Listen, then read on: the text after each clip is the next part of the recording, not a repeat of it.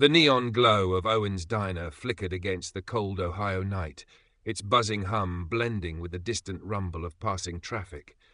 It was the kind of place that had stood the test of time, where the scent of grilled burgers and fresh coffee lingered in the air, where regulars sat in their usual booths, nursing conversations as familiar as the creased menus in their hands. J.D. Vance pulled into the parking lot, fatigue pressing against his shoulders.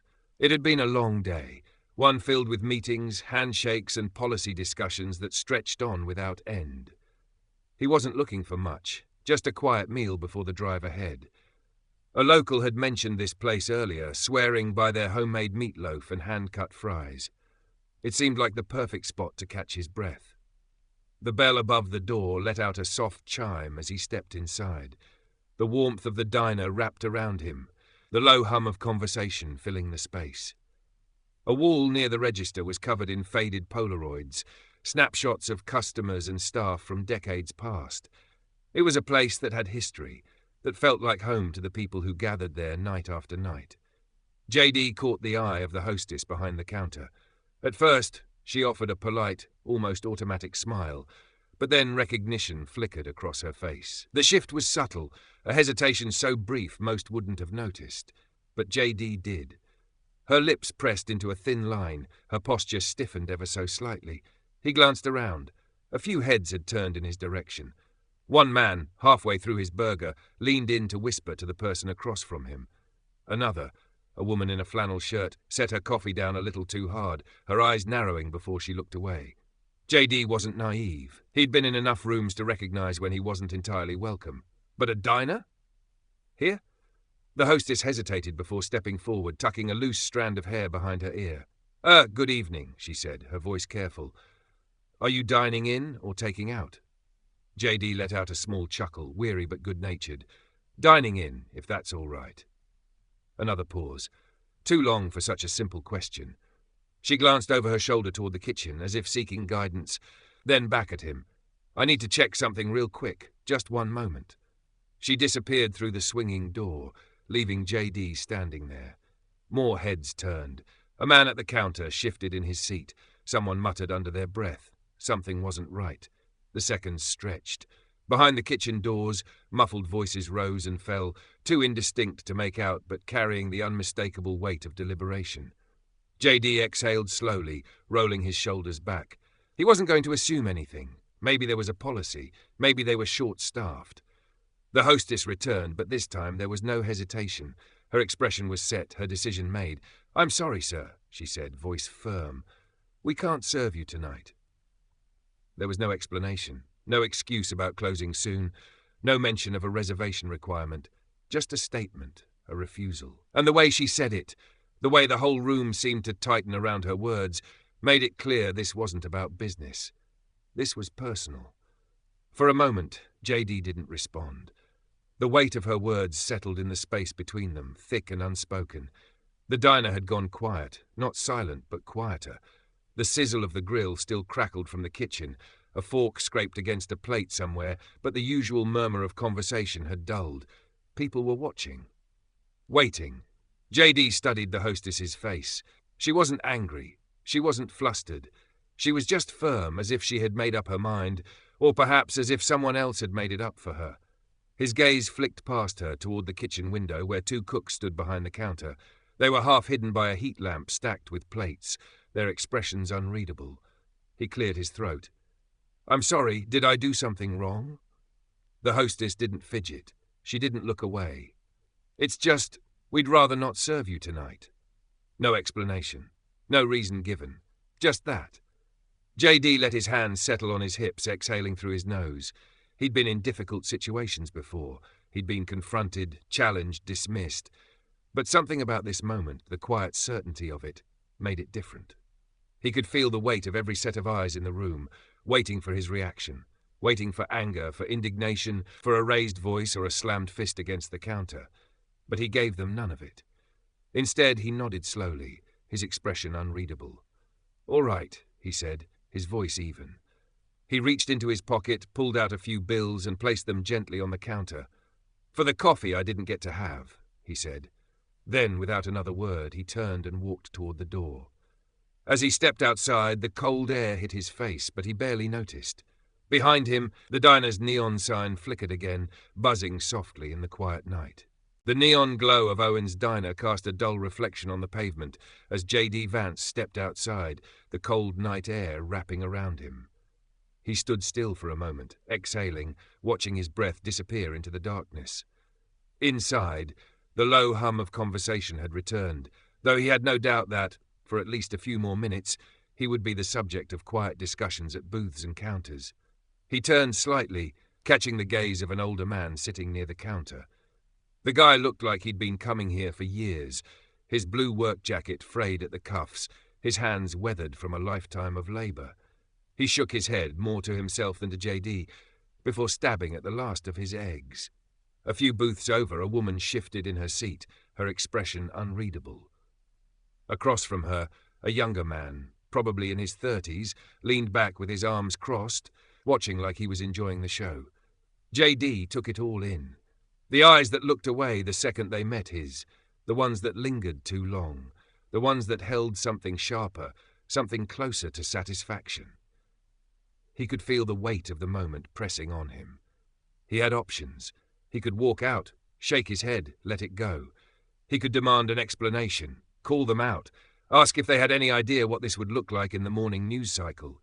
He could challenge them outright, see if they'd stick to their decision when they realized they were refusing a U.S. senator. Instead, he did none of those things. "All right," he said, nodding slowly, his voice even, measured.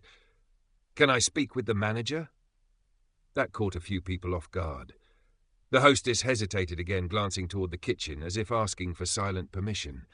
The older man at the counter muttered something under his breath. Someone near the window let out a short laugh, like they couldn't believe he was actually going through with this. J.D. just stood there, waiting. The hostess disappeared through a different door. The silence stretched. A sip of coffee, a plate being slid across the counter. Then the door swung open, and a man in his early 50s stepped out. Broad-shouldered, thick arms crossed over a grease-stained apron. His name tag read Don. Don didn't ask J.D. what he wanted. He just looked him over once, then said, "I hear you got a question." But the way he said it, it wasn't welcoming. It wasn't even polite. It was a challenge. J.D. Vance met Don's stare, steady and unreadable. He wasn't here to argue. He wasn't here to throw his weight around. But he also wasn't about to just walk out without understanding why. "Yeah," J.D. said, "I'd like to know why you won't serve me." Don exhaled sharply through his nose, like he'd been expecting the question, but still wasn't in the mood to answer. He wiped his hands on his apron, glancing toward the kitchen before looking back at J.D. "It's just better this way," he said finally, understanding. The air in the diner had shifted, not entirely, not dramatically, but just enough. The younger man in the booth, who had been so quick to throw jabs, hesitated now, his grin faltering slightly. J.D. didn't push, didn't press, just waited. Don sighed again, rubbing the back of his neck like a man who had too many things on his mind and not enough time to sort through them. "Look," he said, voice lower now, less sure than before. "It ain't about one thing, it's a lot of things. People around here, they remember. They pay attention. And sometimes that means they make up their minds before they've had a conversation." J.D. nodded. "I get that." And he did. He'd seen it before, felt it in rooms just like this one, places where opinions were built over years, not minutes. The younger guy scoffed again, shaking his head. "Man, don't act like you don't know. You talk big about understanding people like us, but you still sit up there with the rest of them. So why should we believe any of it?" J.D. turned his attention back to him. "That's a fair question," he said. "And I could stand here and list off every reason why I think I do understand, why I think I haven't forgotten where I come from. But you wouldn't believe me, would you?" The guy didn't answer, just stared at him, arms still crossed. J.D. continued, his voice calm. "Because words don't mean much if the person saying them doesn't feel real to you. And I get that too." He exhaled, resting his hands on the table. "So tell me, what would it take? What would I have to do to change your mind?" The question landed heavier than expected. It wasn't defiant, wasn't defensive, it was just honest. The guy in the booth opened his mouth, then shut it, like he wasn't sure how to answer. Don watched. His fingers still curled against the chair he hadn't sat in. The rest of the diner remained quiet. Even the man in the work jacket, who had been trying so hard to stay out of it, wasn't touching his food anymore. Finally, Don sighed again. "I don't know," he admitted. "Maybe nothing. Maybe people just believe what they believe." JD nodded. "Maybe." Then, after a pause, "But conversations like this, they still matter." The silence stretched again, but this time it wasn't as sharp. It wasn't about waiting for someone to crack. It was about processing, about the weight of words settling into place. JD pushed back his chair and stood. "I appreciate the talk," he said simply, then pulled a few bills from his pocket and set them on the table. "For the trouble." Don looked at the money but didn't reach for it. JD didn't wait. He turned, walking toward the door, feeling the weight of a dozen eyes still on him. As he stepped outside, the neon glow flickered once more, buzzing against the quiet night, settled between them, heavy yet unspoken. The younger guy in the booth had lost his earlier smugness. He wasn't leaning back anymore. He was listening. The old man at the counter went back to his eggs, but his chewing had slowed, as if he was still considering his own thoughts. Even the waitress by the register, the one who had tensed up when JD first walked in, was watching now, arms crossed but expression no longer guarded. JD let Don's words hang in the air for a moment before speaking. "You're right," he said finally. "People remember. They remember the promises that didn't mean anything, the handshakes that were just for show. I remember too." He exhaled through his nose, tapping the table again. "And I don't expect you to believe me just because I say it. I wouldn't either."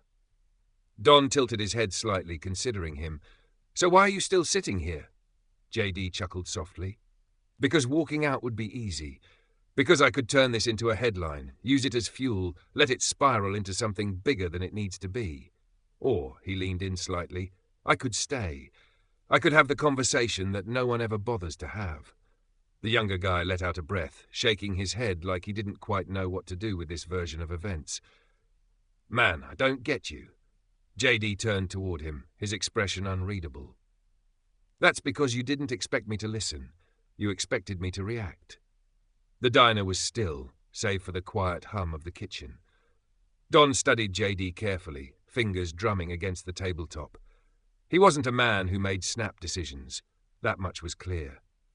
He'd been in this community long enough to know that words were cheap, that people said all the right things when they needed to, but rarely meant them. Finally, he let out a long breath. "I still don't know if you're full of it or not," Don admitted, "but I'll say this. You're not what I expected." JD smiled slightly, but not in victory. It wasn't about winning. It was about something else. "That's a start." Don stared at him for a moment longer, then with a grunt, pushed back his chair and stood. He turned toward the counter, nodding toward the waitress. "Bring him a menu." A murmur rippled through the diner, not a loud one, but just enough to mark the moment. The waitress hesitated, then grabbed a menu from behind the counter and walked it over, setting it down in front of JD without a word. JD didn't gloat, didn't smirk. He just nodded his thanks and opened it. For the first time that night, the tension in the room wasn't about division. It was about something else, something closer to understanding. The air in the diner had shifted. It wasn't warm exactly, but it wasn't hostile anymore either.